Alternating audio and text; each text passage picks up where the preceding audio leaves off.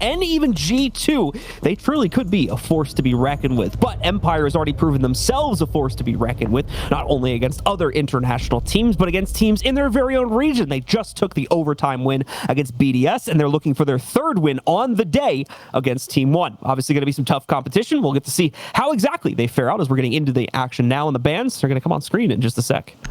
And I love that you pointed that out about Team One, about how much they have been playing Oregon, because looking through these guys' match history as of late, their last 11 matches, they've played Oregon 7 times. That is an unbelievable amount of a singular map inside of a map pool that is starting to grow more and more by the season. So Team One on a mainstay map for them, but that means that the Empire is going to have a lot of VOD coming into this. Thatcher ban going to be the first initial offender ban, and the second one going to be Habana here, as Team One will be starting us off for the defensive bans. A little more info on how we ended up getting towards this map. Now, both the previous matches for Team One, this was banned out by both G2 and Cloud9. In fact, it was the initial ban from Cloud9. So other teams definitely aware of the potential prowess that we could see from Team One on this map, but Team Empire deciding that, heck, it's worth the risk. They'll give it a shot here on the inside of this game. We'll see if that pans out. Defender bans are working their way in here. We're going to get Maestro and Wamai. So following meta trends, globally at least, relatively well in that respect.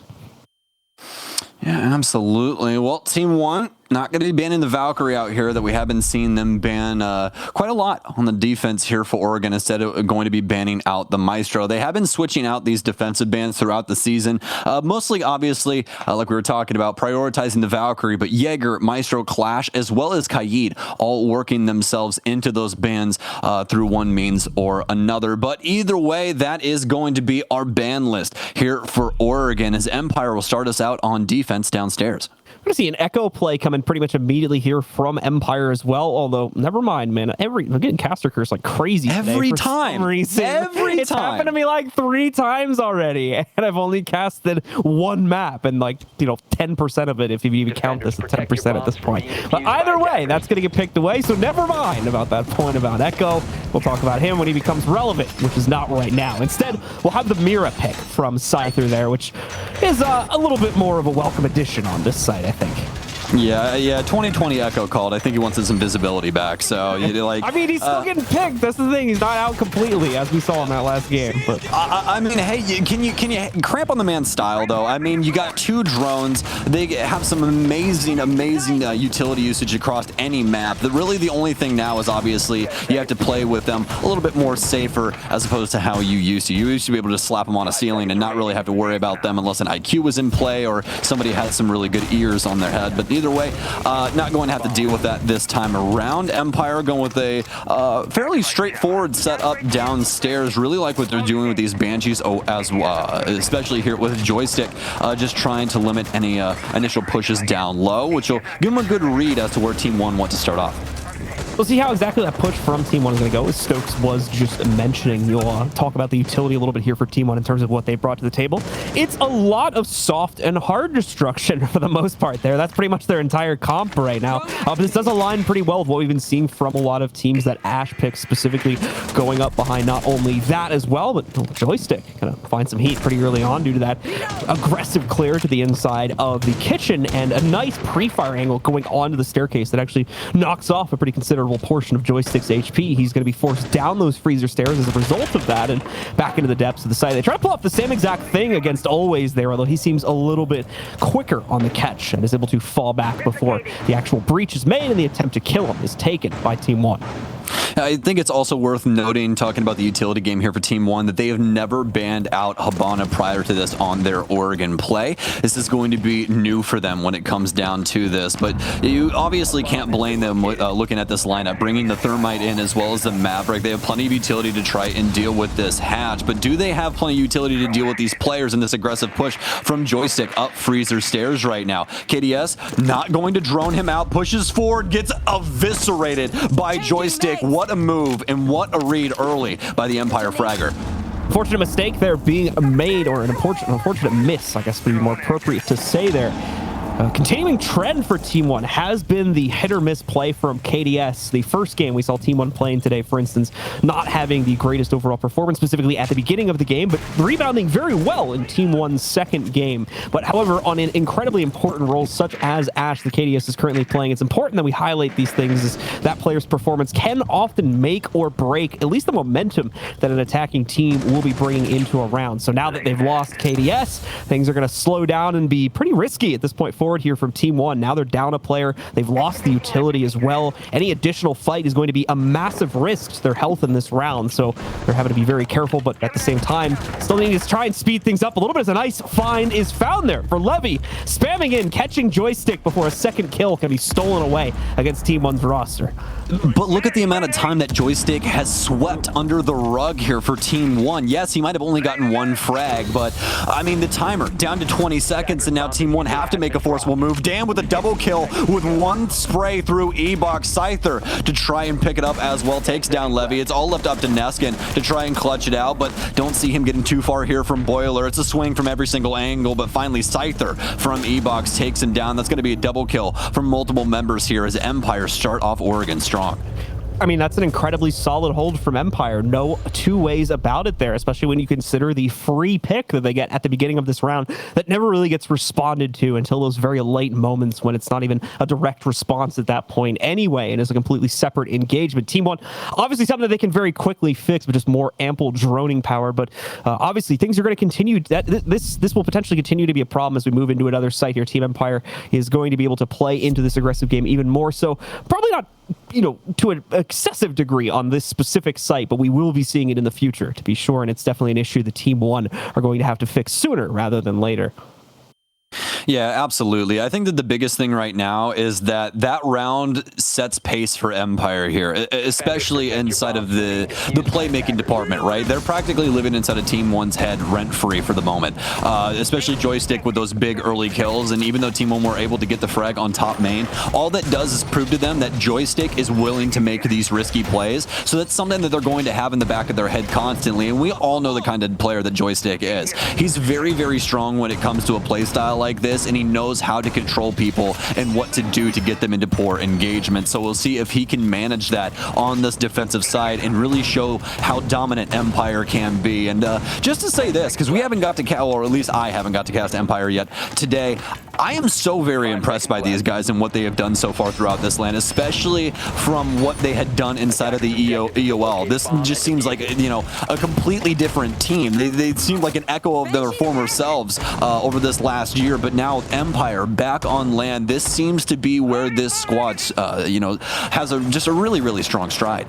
It's a lesson that North America has been learning over the past few months with the transition to full LAN play on the inside of their league, but also a lesson I think a lot of viewers are going to be learning over the next couple days, is that LAN Siege plays for quite a few teams incredibly different, and for some teams that can mean worse play as well. So you're going to be in for some very surprising results, considering that the last year and a half of play has been largely regional, and of course for the most part online. Also some very major shifts in the overall gameplay is happening here at SI, as we are finally getting another opportunity to see that crossplay. More importantly, for everybody to play on land, live on location in Paris as well. I mean, it's a beautiful thing, isn't it? We haven't done this since February of 2020, and I mean, John, until I was able to actually get out to Vegas and start seeing some things and try and set up my life, I hadn't seen your beautiful face in forever, man. So it's nice to have land back once again, and not only that, but now have Team One fragging back as they take down the former player that was just giving them way too many issues. Joystick down for the count for round 2. Obviously a much slower start here for Team One. The first kill we've seen, the first real bit of aggression, I'll be honest, we've seen it all from Team One on the inside of this round, and it doesn't happen until about halfway through it. So still a lot more work to be done for Team One. There was similar clears being done in the previous round here. Scyther with a bit of a Hail Mary Nitro cell being sent over the top, trying to capitalize on a small amount of control that Team One has taken towards that master bedroom, but unfortunately it is thrown way too early. Team One has not really moved in to take full control of that as of yet. So the Nitro cell will be a complete miss as the rest of Team One gets prepared to set up for a little bit of aggression to move forward, namely trying to take out that Banshee right now with the nade. Drifted a bit to the left, but still got the job done. As we can see, that Banshee no longer there. So Levy can move up and gets a nice pick for his wrist taken there. Dan down on the ground, not full killed as of yet, but we are going to see Team One collapse onto the site with this entry going into their favor. KDS with a strong position on white as well to be able to hold things down. Always with 2 big frags, but immediately gets refragged. That's going to be Case down as well. It's all left up to Scyther. He'll be able to find one. Can he get the second kill here, though? 2 people currently on white stairs. Legonis just has the angle. Too difficult for Cypher to try and Scyther, excuse me, to combat, and ends up falling off. So Team One with their very first round. Now, does Empire attempt to try and hold on to the upstairs once again here? We go down to kitchen. That's the main question. But overall, just a really strong clear there for Team One. Very strong pacing, just not really giving up anything of the sort like they did inside of that previous round. More importantly, that doesn't happen, as far as I can tell anyway, it doesn't happen as a result of a pre-planned execute. That's kind of a spur-of-the-moment take from Team One after they get that initial down onto Dan. The player, Levy, over by the doorway, notices, I think, that they actually don't have a lot of coverage past that point after they down Dan. So the call is made like, let's take a risk here. Let's send the 3 players that we have by Walken and, of course, Levy himself. Let's send them into the site, make an attempt. And it ends up working out well because they get pretty much undefeatable positioning that makes it nearly impossible for Empire to retake at that point in the round after they start to get the case down under their control. So some really good work there from Team One to not only take control of the site, but take it in a relatively unexpected way. Yeah, and honestly, that was written up right from the beginning as well, with the way that they were able to dissect Shower and clear over into kitchen, really put that pressure onto Joystick downstairs, or excuse me, always and force him into kind of, you know, poor decision making. So they were actually able to hold on to white stairs, because that was the biggest deal there for Team One. Not only was it able to safely harbor KDS, but also another member of Team One later on in that round, I believe it was the Thermite actually of Legonis, able to skimper on over into white as well and find some safer areas to play around. So Team One just doing a really good job of cutting up this map before they're actually going for these bigger plays. Team Empire need to try and battle back, especially inside of the frag department, as that seems to be where both of these teams are currently having the battlegrounds. Now that we're at Oregon, interesting statistics so far. Thank you, Medics, for this information, by the way. Apparently we... Pardon. You okay over there, buddy? You falling apart? Get him some cough drops or something, folks. Don't worry about it. He's he'll be okay. He'll be okay. It's first day here. You got to get the vocals warmed up and everything. You guys know how it is. But either way, Team One, Team Empire, so far so good for both of these teams. Really impressed with what Team One have been able to do today, especially not just inside of this match. Yes, they're able to pick up their initial round, but it hasn't been all peaches and cream so far. But just to remind you guys, if you guys have not been watching throughout the day, you need to go back. You need to watch Team One versus G2. Especially for our friend Alamau, the Buck currently, who is just such an incredible fragger that we haven't been able to see on an international stage. Sorry about that. I had something caught in my throat for a second. In fact, I think it's still there a little bit. I think it's all of the excitement for this match between Team Empire and Team One. All this talking, you know, I'm getting so excited about things, so my throat's just apparently not ready for that. But either way, as we get deeper into this round here, we've got Team One already working on opening up the attic options for themselves to be able to move forward. But once again, unfortunately, we're going to see the entry here, KDS, fall to Joystick, leaving them without that pivotal first member of the team trying to work their way in here. And unfortunately, again, fighting from a 4v5 disadvantage as well. Well, Joystick having his name inside of every single opening so far, whether it be on the receiving or the delivering end. 2-1 right now on these entries, and for Team One, it's going to make things quite difficult. As you were talking about earlier, John, KDS, kind of a hit or miss player when it comes to these openings. He can find some major frags, but when Joystick is shooting like this, and oh no, backs it up with the impact as well. That's going to be the exothermic down. Does he have any more? He does not. They do not have any more exothermic charges to get Master open. They'll have to use Levy to try and find another means into this site. Don't necessarily know what's going on with Attic here either. This might be down to the funnel, but actually Cypher ends up getting taken down as he challenges Levy outside, but he deals so much damage back onto Levy. Levy given a great opportunity there to at least bring Team One slightly back into this round with at least one kill being worked into their favor. No longer at the 2-player deficit, just that one they have to worry about. But even that can be so dangerous, as we already saw back in the first round here. This is the full pre-fire from Neskin, and it works out as he swings his way into security to take down Always. Now we're even again in a 3v3, but just like at least the first round that we played out inside of this map, time is going to become the major problem here for Team One as they try to work their way in. 1-for-1 exchange to start it out, but they've also already lost Levy. They're going to go for the res at 5 seconds here to try to bring him back and allow for the double swing to go to the inside of the site. Nothing is being presented to them, though, and the timer will eventually run out, giving Team Empire the round. Team Empire just looks so dynamic at this LAN, Blue. I mean, every single scenario that they are presented, they are able to pass it with flying colors. And once again, it's going to go off without a hitch inside of the 2v2 there. I mean, just such amazing stuff from Empire, really using that clock to their advantage, not overswinging things and forcing Team One to be the squad that has to make the poor move. Either way, though, Team Empire now edging out Team One here 2-1 as they will be headed back downstairs after completing that site triangle. Yep, so not even really needing to test the third point on their site triangle at this point either, as we never had to go for the first floor defense for these guys.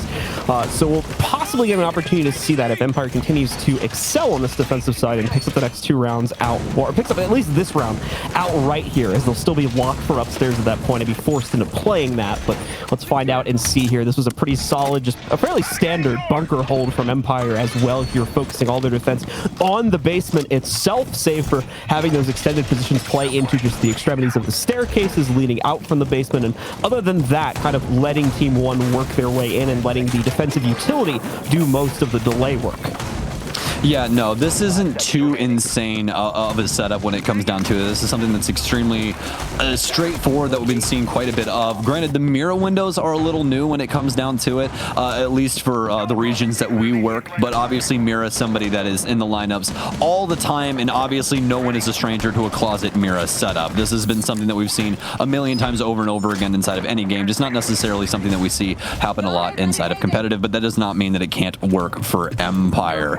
Especially what I was going to say for Team One, having these nades, they're going to have some pretty strong access to a lot of this utility to break it up and actually work their way in towards site, but they need KDS to stay alive this time around, as those breaching rounds are going to be worth their weight in gold. Yes, they do indeed have frag grenades, but these people also have jobs to do as well, and if they're able to stay on top of those, they might be able to find some very well put frags later on down the line, especially with the ban of oNe coming through. Another important note too, as why it might be a bigger deal to lose someone like a Zofia or say like an Ashe at the beginning of the round, since we are on LAN right now, like the physics work a little bit differently too, and that could affect. That's a huge thing. That could affect things like the usual nade lineups that players are used to and things like that. So those forms of utility, like just the general chuck utility, isn't as reliable for the first couple days here while everybody's getting reused to how it works in the LAN client.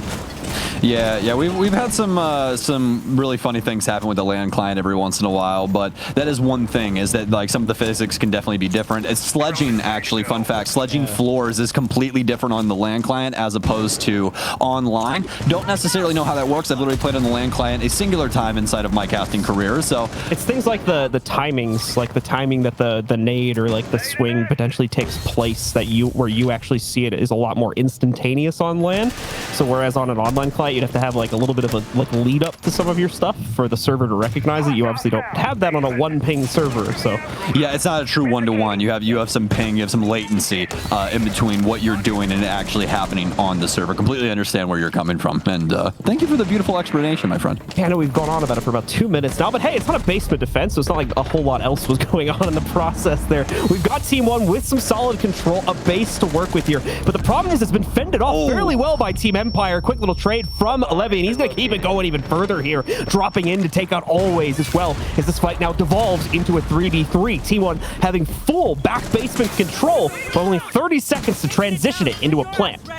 Well, Team One come in with the shock and awe. They take down Always inside of the construction door and able to work their way inside of sight now. Joystick with a very nice frag. Levy follows up, though, as Joystick gets the double. Looking for the triple now as Leganis is trying to find some safe space, but he can't do so. The wall that they busted up to try and deal with Empire inside of sight proves to flip right back on itself as Joystick uses that angle to actually find the demise of Team One. That's going to be a triple kill for him on the round, and it looks like the Russian machine is indeed back. Really got to appreciate that very front and forward play from Joystick right there, especially after he gets the first pick from the inside of the freezer doorway, swinging out towards the pillar. Very aggressive move at that point, but this is one way that Empire has been able to excel, and not only this game, but some of their earlier matches as well. It's been by really trying to dictate the pace of these rounds here, and it's not to a degree where they're taking any massive risks. That's a slight problem I had with, for instance, BDS's defense. We can talk more about that in a later game, but we've been seeing some other teams make like a little bit of overextensions on their defense, trying to do the same exact thing where they look to take control of a round and ultimately end up losing more players as a result of that, as they put players so far out that they can't be traded. Team Empire is doing this really well, though, and is usually only trying to make those aggressive plays when they know it's going to be a pretty safe bet for them, and it's working out so many times. It's a very, very clean, a bit of aggression there that you often don't see executed with such finesse. Yeah, and that's really what it is, right? The finesse of what they're able to accomplish with this, because anybody can try and, run at somebody with a gun and try and get something to happen, but the way that Empire are doing it is completely surgical, and that's the best part about it. And honestly, when it comes down to it, it's just Joystick and not his mentality, but mostly just his game sense in what he's been able to produce so far inside of these rounds. That one in particular, if we want to talk about it and use it as its example, he gets that initial frag on the entry of KDS, but he knows that somebody should be holding his freezer hall from pillar, so when he swings out, it's actually all of Team One not truly focused on the freezer hallway or even the freezer door. In fact, they have no one positioned in pillar. They have to swing from the soft panel that they were using to try and hold onto the angles inside of the stock area, and that's why Joystick's able to just pressure out there, find that frag, and then hold the counter angle directly into sight to get that last kill as well. He's just breaking down how Team One should be holding things and winning those gunfights. It's just such a beautiful thing to see, when it goes in such a convincing fashion one way. The other important factor of that, too, is if you can dictate a very aggressive stance for yourself on the defensive side and make your opponents constantly need to expect those types of aggressive plays, the second guess, it's going to naturally slow down the take from the attacker's side, and that will just make it all that much more easier for the defense, because Team One is going, or whoever the attacker may be, and just obviously for this specific example, they're going to take more time, like double droning, triple droning things to make sure that that type of play potential isn't opened up, and that will, bleed more time off the clock for you pretty much for free, and all you have to do is dictate that. You don't even necessarily have to get aggressive. If your opponents think it's going to happen, they're more likely going to waste that extra time double checking things. Yeah, and the craziest part about this is that we haven't seen the most insane rotations by Joystick just yet. This is probably the round where we've seen him on the deepest round over here towards meeting. But like, for instance, on the basement site, he obviously didn't rotate that much across the map. He just went in between staircases and things like that. So it's still areas that Team One should be worried about, but we'll have to see if they're able to solve that issue a little later on here. Alamau now, excuse me, challenging deep into Dorns, but not able to get the frag. Joystick actually, from a counter angle, once again goes all the way up into Big Tower, able to find a frag. It's finally refragged, though, by KDS, always with one of his own, and as he pushes forward for yet another angle here inside of Attic, and he gets in. He takes down Leganis. No one watching him. Alamau trying to find the frag. Pistol out for the German operator, but always seemingly dies as well. Not always alive, as we were hopefully seeing so there inside of Dorns. Either way, amazing play that grants Empire some amazing foothold here inside of round 5. Alamau, you can see this cautiousness now that you're seeing from Team One, more so because we're in a 2v3 more than anything else, but this is what we were talking about earlier in the beginning of the round. Joystick gonna get caught by Alamau, though. A beautiful find from him through the wall after locking into the fact that Joystick was playing on top main stair, sprays in to catch him and does the job fully well. Now we're in a 2v2. There's an unaccounted for player sitting under the attack. In fact, both of the Team Empire players are currently under this assault right now. We're going to see those toxic babes work their way out to try and stop this plan attempt. It's going to go in a moment, though. The problem is they do need to drop down, take control of the first floor in order to make it happen. But Levy gets the job done. A very crucial find. Nearly gets the second kill. But here's the issue. Now, all Dan has to do was run in, deny the plan, and he should be able to get the job done. There you go. Alamo goes down very close to the timing, almost gave Alamo that extra second or two he needed to get his gun out, but unfortunately not to be the case. Dan has full control of the situation on Doc, and more importantly, Empire has control of the round. If Alamo actually skeleton keyed Dan there, I don't even know what I would have done. Like that got very scary there for just a second with the amount of time allotted for Dan to sprint across there as a 1-speed operator. But either way, Empire able to make it out of the thick of it. 4-1 currently up against Team 1 and simply dissecting their play as Empire continuously find these initial frags. But you can't even say that it's Empire. Let's be honest for a second. It's really Joystick. Joystick has just been so strong so far throughout Oregon, and it's not even finding frags through the same means. He's able to do this in so many different ways. Team 1 don't even know where to look. That time alone, they're able to hold on to main stairs. They're making sure these flanks are covered and everything else in between, but the one thing they're not worried about, the soft panels at the other end of attic, and that's where he's able to find that opening frag and just steamroll over Team 1, get it down and eventually into that 2v2, yes, but still, Team Empire are starting off the round at an advantage, and that's something that you can never argue against, especially when you're the defense. Yeah, I mean, that's happened almost every single round, save for one, so aligns pretty well with the general trend of the scoreboard here, too. So it takes us back to the importance of what we've been seeing out of players like KDS, where there's a little bit more of a hit or miss opening here, and that's potentially either preventing or allowing some more success or failure out of Team 1 in these early round situations and trying to set them up for the late round. So we'll see if they can put together one more round here before the half closes out and they are put onto the defensive side of Oregon. As we talked about in the pregame, this is, generally speaking, a very comfortable map for Team 1. They played this a lot of times in recent history, but it should also be noted the win-loss streak on it is relatively middle of the road, despite their relative acceptance to play on this map. And they don't have the greatest record on it around, I think you said it was like 52% for a win rate overall for them. So still seeing some losses here, and clearly Team Empire felt they were up to the challenge, where Cloud9 and G2 did not feel that same comfortability. And so far, Team Empire's gamble on this has paid off pretty well at a 4-1 scoreline. Yeah, they're doing extremely well.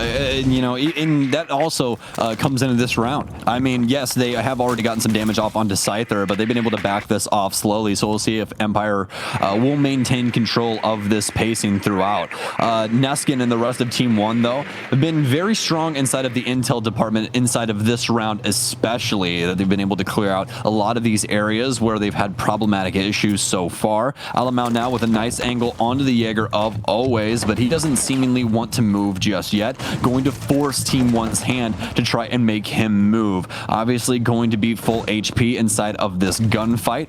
More than likely has ADSs in tow as well, so we'll have to see what Team 1 can do here. But once again, guys, it's Joystick, and he downs Neskin, finishes off with a pistol, damn with a headshot onto KDS, and Team 1's plans completely go by the wayside. Alamau with one frag. Can he get the second? Doesn't seemingly get the opportunity. Stun grenades through upstairs, and aggravation as Team 1 fall flat inside of round 6. The bait and switch from Joystick there, all the focus going on to always hiding out in security. Oh my God! Joystick just literally running a playground here in the back of the map. Everyone from Team 1's invited. Unfortunately, everyone from Team 1 is losing the challenge being presented by Joystick as well. We'll see if he can get him what I believe would be his 4th kill on the round here, if he can take down Lagonis. Problem is going to be, he's only got that little tiny sliver of HP left. Tries to go for the pre-fire. Just a little bit too far to the right and ends up missing the damage onto Lagonis. He will finally trade out Joystick, but what in the heck can he do now in a 1v3 where he has virtually zero position to work with? Yeah, I never realized that Joystick was a doctor, because this guy's running a clinic. This is absolutely insane gameplay right now from him. He's a one-man wrecking crew, and we'll have to see more of the same here from Lagonis as he starts off strong. 1v2 now for him as he takes down the initial one. The AK-12, such a strong weapon when it comes down to it, but does it duel out against the SMG-11? But can it duel out against Shepard? That's the real question, as it's the burst from the SMG-11 to get the headshot, and Team 1 cannot find their footing. They're falling down on the entry kills, and they cannot get these executes off on Empire. That's the half as we enter round 7 with Team Empire up 5-1. Well, a pretty definitive scoreline, if I do say so myself, there from Team Empire, and not even really accountable to the side advantage or anything like that at this point. This is just raw domination on that defensive half from Empire, especially when it came to their control of the early round. Virtually unmatched throughout that half, save for 1 or 2 rounds where Team One was able to get some solid ground to work with. The problem was players like Joystick just constantly getting those free picks against Team One that never got responded to at any point in the round. The members of Team One having to constantly try to go for either 4v5, 3v4, in some cases 3v5 executes, and just never really having either the fragging power or, in the cases of basement attacks, the utility to properly get past the setup from Team Empire in that half.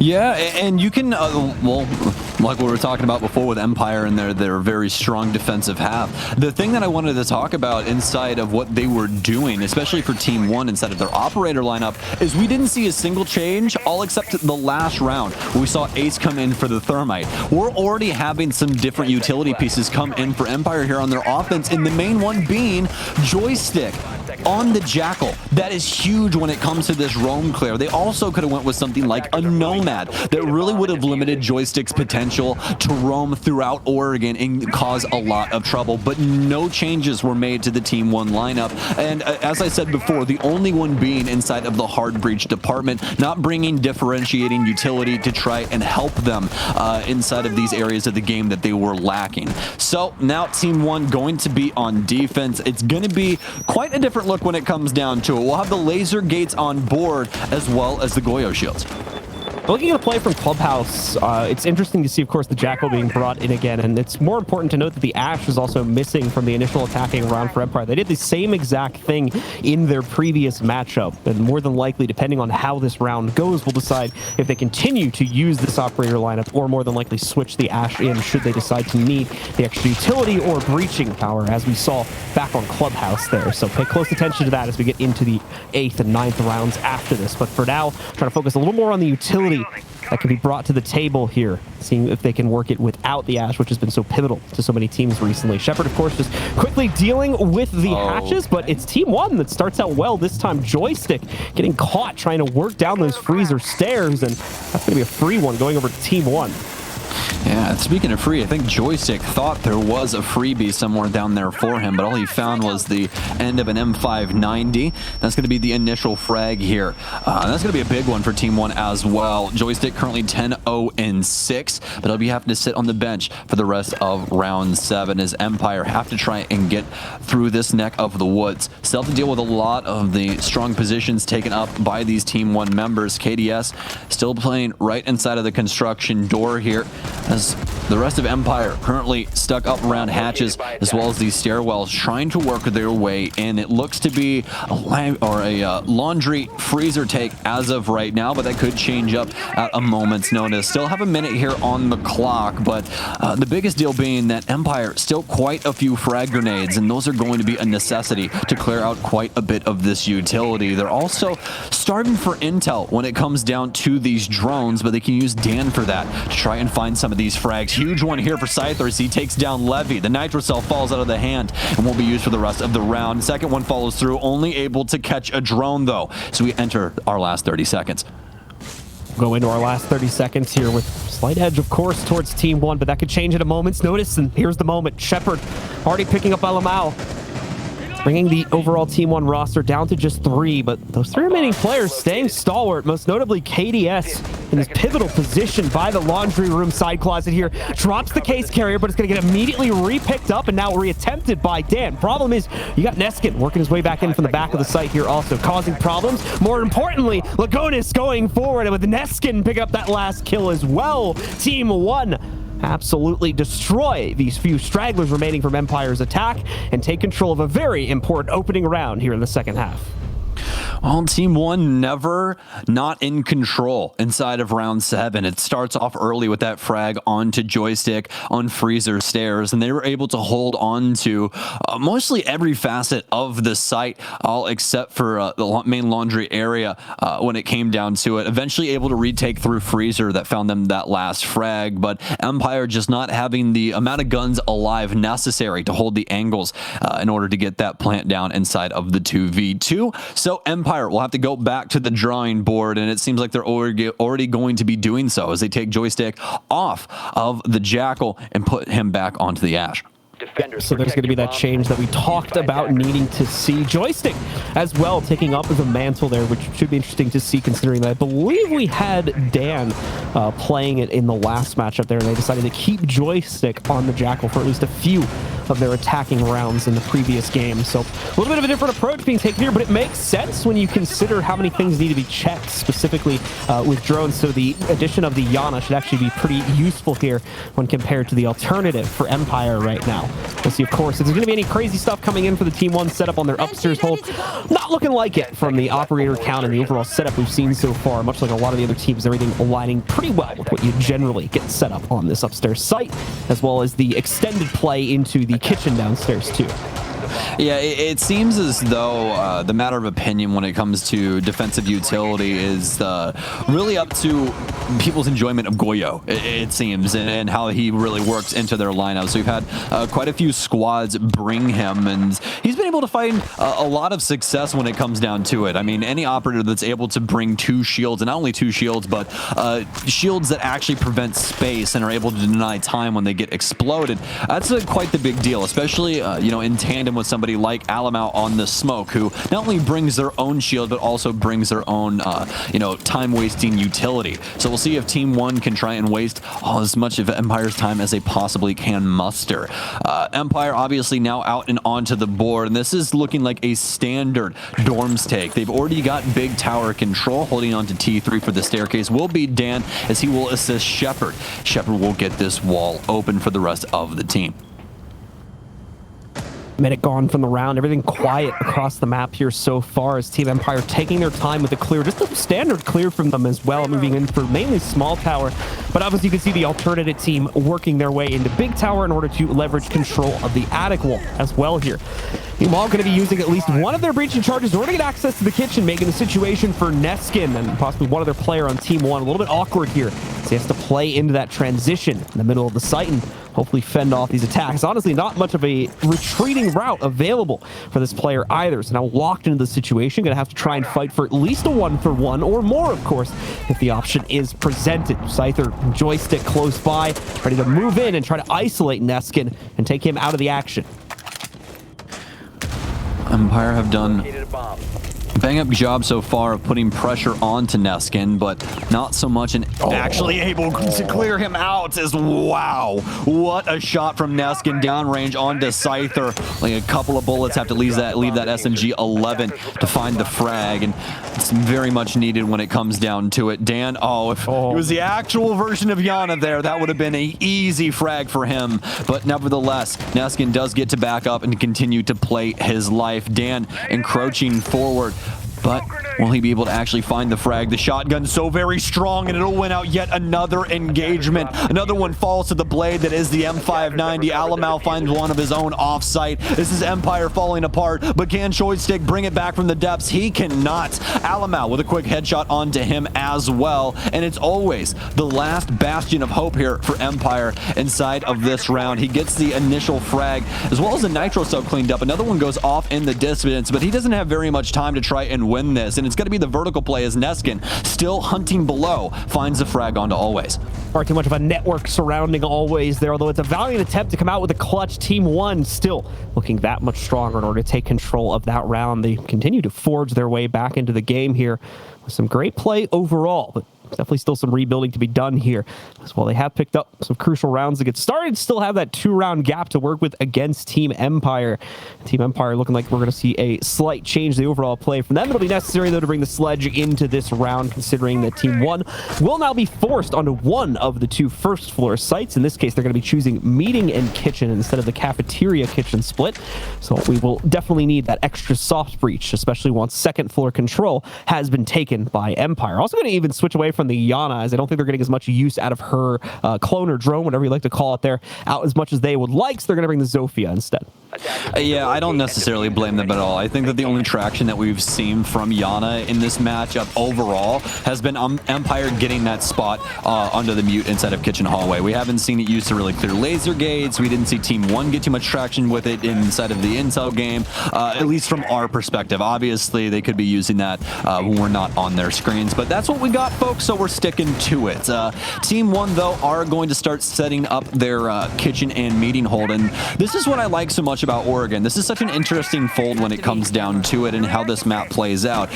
Kitchen is a dual site, actually, that's used for 2 different areas, not only meeting, but kitchen, but not only meeting, excuse me, also cafeteria as well. And both of these sites have a big stylistic difference. This one being that you can actually transition, being meeting, in between floors, not only from the attic, but also downstairs, which also comes as a secondary nitro cell hole to toss up onto stage. So there's a lot of different facets that you have to worry about when attacking meeting, as opposed to cafe, where you'd have to worry about possibly like a small tower hold or a shower hold, for instance.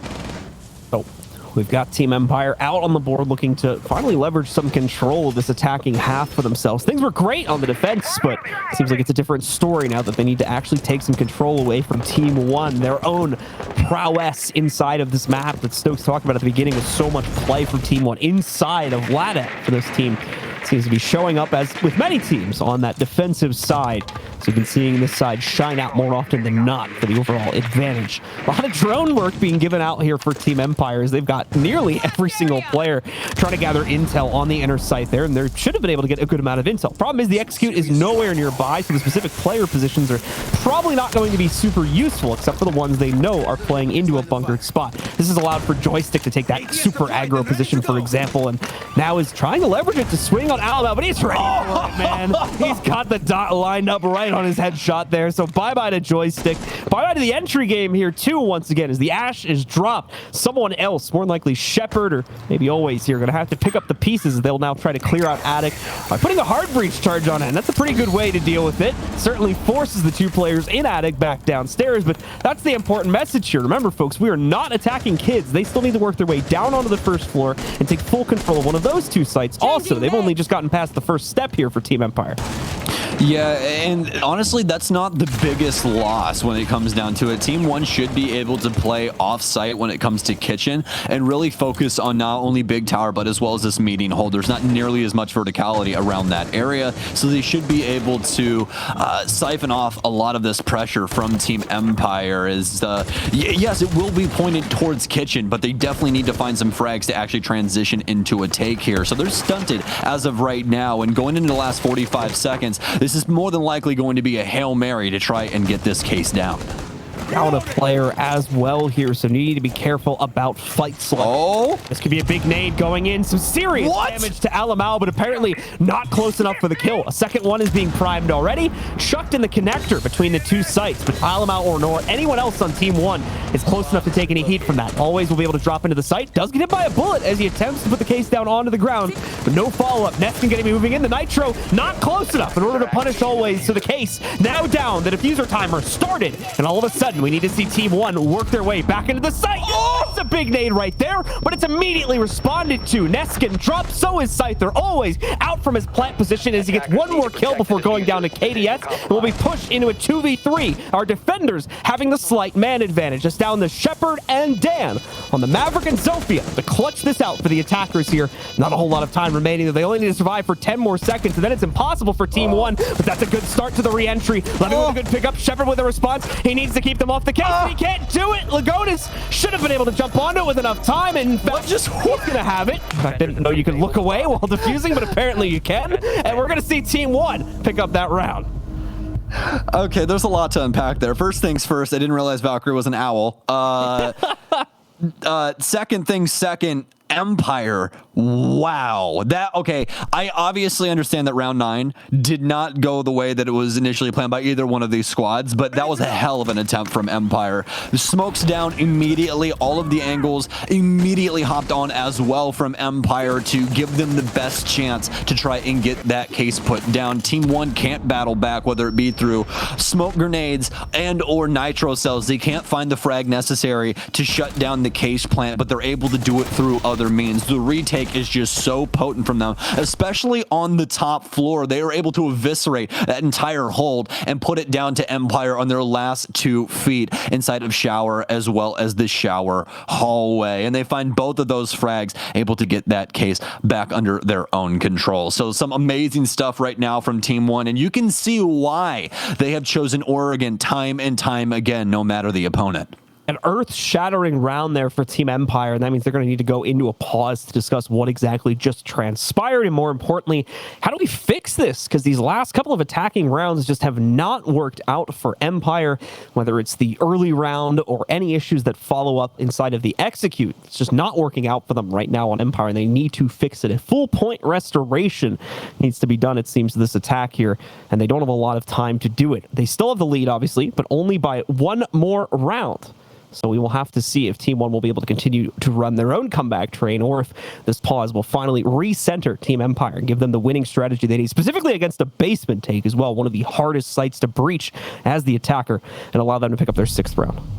Yeah, the basement site is basically the Rubik's Cube of Oregon. It's one that is just so very difficult for attackers to try and crack, especially with the recent changes to a lot of people's strategy when it comes down to how they're holding E-Box with the aptly named laser cube setup, as we called it in some previous casts. It's a very interesting one when it comes down to it. We'll see if Team 1 dedicate most of those Saria gates to that area, but that's more than likely going to be the case, really, when it comes down to it. They want to try and bait as much of Empire's utility via that area as possible, and these Saria gates definitely work their way into that type of plan. Obviously, they're not going to have the Wamai, so he won't be able to assist with those magnets, but the duel of Jaeger and Aruni still quite potent. 10 seconds to insertion. Just to finish the point from earlier before I nearly choked on broadcast right there.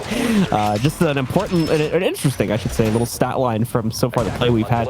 We have so far inside of this tournament played every single map except Coastline.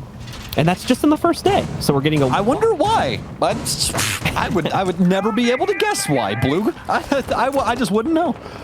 We're getting a nice variance overall, which is good to see. Teams not necessarily sticking with just one single map, which obviously a little bit of a worry considering that we were going to be stuck with best of ones that we might have had the repeats, but so far that theory has proven itself to be untrue. Well, we'll see if we work a Coastline play into the day here before we close things out, as we are getting very close to the end of day 1 here. Only about 1 to 2 matches remaining, depending on the stream you're watching. Yeah, a lot of these regions truly favoring. Oh no. Couple of maps and big miss. Laying those out. Yeah. Levy able to sit inside the corner. Oh no, it's Dan. Does he do it? It's free.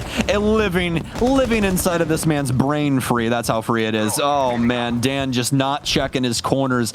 You have to make sure to check those corners, folks, because the one time that you don't is the time that an enemy is lying in wait, and that's exactly what Dan's got going for him. And to make matters even worse, he's actually cleared it with a hologram initially, so actually ends up making the mistake twice over. But now Empire still need to try and clean up this round, especially now down a man yet again here, and quite an important one, as Dan has been able to find a handful of frags that have been assisting Empire.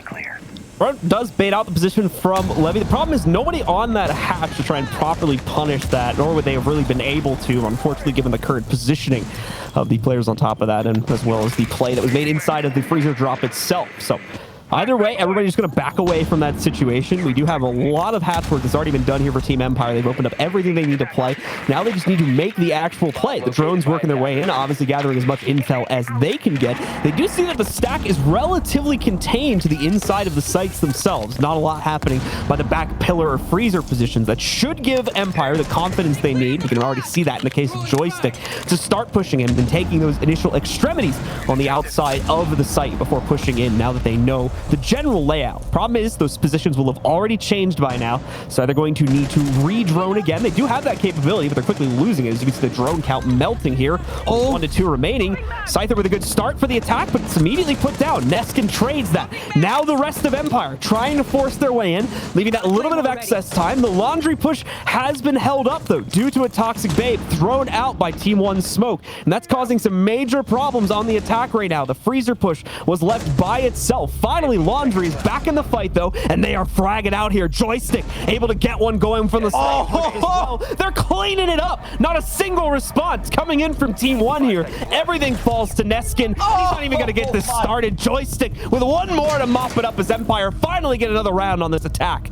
Man, you cannot script this. The Empire strikes back. These guys are looking so strong right now. They end up losing Dan early on, and they translate this not into only a case plant attempt, but so many frags it'll make your head spin. They completely dissect Team 1 inside of sight, particularly Joystick inside of Freezer, not only getting rid of the bulletproof so that they actually have, you know, a break of LOS. No one's got any intel as to what's happening. They can only play off audio cues, and that was already going to be a difficult thing for Empire anyways, because they had no chance to try and break up those angles with smoke grenades or anything of the sort. They had to try and challenge, and they win every single engagement. But again, back to Joystick inside of Freezer. Not only does he get the camera, but he moves up, finds the frag initially, then moves all the way through Freezer to hold E-Box door and hold that deep rotate, cutting off Team 1, making it to where the Goyo can't transition out of the corner inside of stock.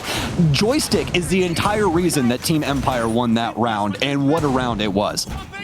So for Empire, finally bouncing back, and thankfully not needing to bounce back all that much. Just that one round being picked up by them there is enough to push them over the edge and onto match point, attributed with the earlier round they won in this half also.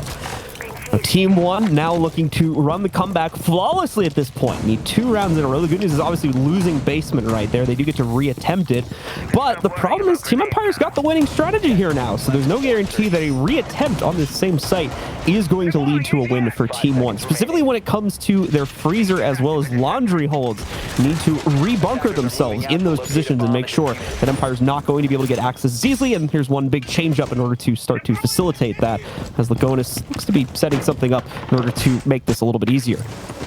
Yeah, it looks like they're going to be bringing Mira along for the ride, something we saw inside of Empire's setup down low. And Mira, an operator that no one truly enjoys dealing with when it comes down to it. I mean, it's just constant pressure, you know what I mean? They're always going to have a view on you, and the biggest issue being that you don't truly know if that Mira is being manned or not. So if someone's standing there or not standing there, you have to respect it in the same manner, because at any moment in time, someone can peek you from that black mirror, and you'll just lose your life. Important to note here, too, the specific mirror on Freezer is a very, very big addition here, as that was the main angle that Empire were using in order to get access to the site. More importantly, open up an angle for the laundry players to be able to actually push forward. Without that, it's going to be a lot more difficult to get this attack started for Empire from the same angles they did in the previous round, meaning that Empire might have to mess around with some of the utility on the back box here over in electrical, and of course like the surrounding area by backstairs and pillar too, which we know how difficult that is to get access for the attackers. We look at what exactly the attackers have. They certainly have the nade utility needed in order to deal with that, but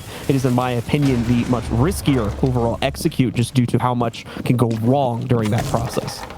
Yeah, absolutely. I think that the thing right now for Empire is that really what they're able to clear out with their utility. They can obviously go back towards that freezer offense at the drop of a hat. It just really is up to how they dedicate this utility. And they already have used always exothermics. Both of them, in fact, are off of the board. So this is more than likely a sign of dedication towards this clear. And this is definitely going to be a more difficult path for them, given not only the ADSs, but also those Saria gates that we were talking about prior. They also have to deal with some very forward positions from these defenders, especially the Jaeger of KDS, who'll be playing around this pillar position as well as the construction door. He's going to continue to swing and try and find one of these initial frags that have been so few and far between for Team 1, as Team Empire will put one into their pocket yet again here with a frag grenade. KDS trying to fight through, but oh no, it's Scyther who hops down the E-Box hatch. He'll pick up KDS, and he's wanting more. He sees one in the back of sight. He swings back in, but no, Team 1 battle back instead. And no, what is happening? They're just simply running at their opponents. It's all down to Alamau, who's able to clean up Joystick, but with 30 seconds remaining, it's down to a 1v2 with Shepard with Case.